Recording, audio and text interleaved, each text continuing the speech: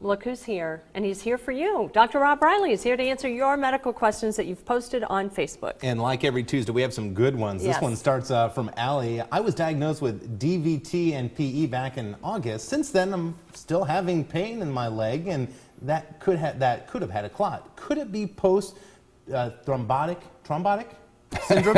Yeah, post-thrombotic syndrome. Hey. Yeah, it's actually a good question. And for those who may not know the medical abbreviations, DVT and PE are terms for abnormal clots and the lungs, respectively. After having a clot in the legs, some people will develop a post-thrombotic syndrome, or post-phlebitic syndrome is another term, same thing. And these people can have symptoms of pain, swelling, and some skin changes in the affected leg that don't go away even after the clot has resolved. And it sounds like our viewer may have developed this, so she should get that checked out. One of the most reliably helpful things to do in this case is to get compression on the leg with some kind of compression stocking. People start sometimes with just support hose that you buy at the store, but there are also prescription strength stockings if needed. And keeping the leg elevated when you're not up and about can be helpful too, and regular exercise, particularly walking, helps to strengthen the leg muscles, and that helps the veins to work better too.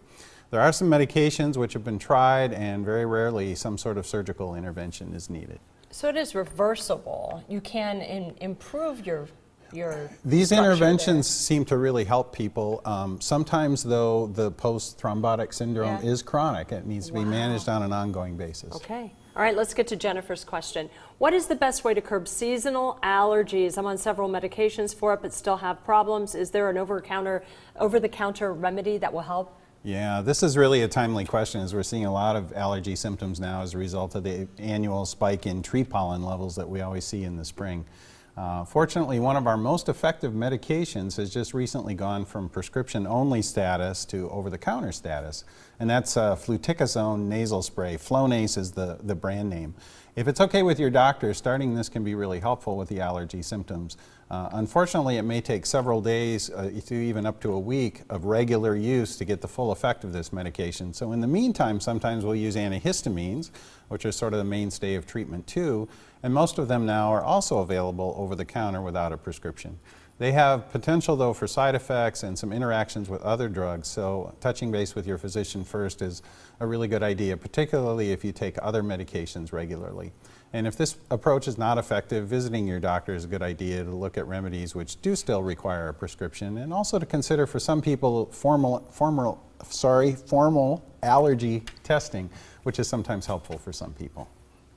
And not easy to say. And not easy to say, apparently, for me. Well, it looks like we have time quickly for one more question. Michelle asks, I've been looking into how to go about having my thyroid checked. I really need to know where and how to go about it. I currently don't have insurance, but I'm willing to pay. Very desperate, from Elkhart. Yeah, well, I'm sorry you're feeling desperate. Thyroid hormone is sort of the master control hormone for lots of things in the body, and people can either have too much or too little.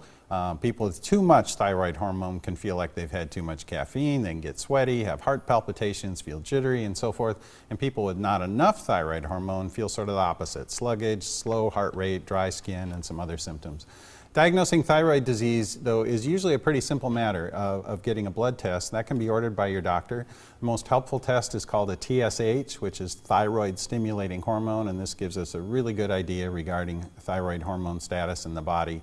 And since cost is an issue for this viewer, she should know that this test costs a little less than $120. That's certainly not inexpensive, but it may be quite helpful in ruling in or ruling out thyroid disease. Good point. All right. Thank you, Dr. Riley. He joins us from Memorial Family Medicine. You can check out those numbers on your screen. We'll be right back.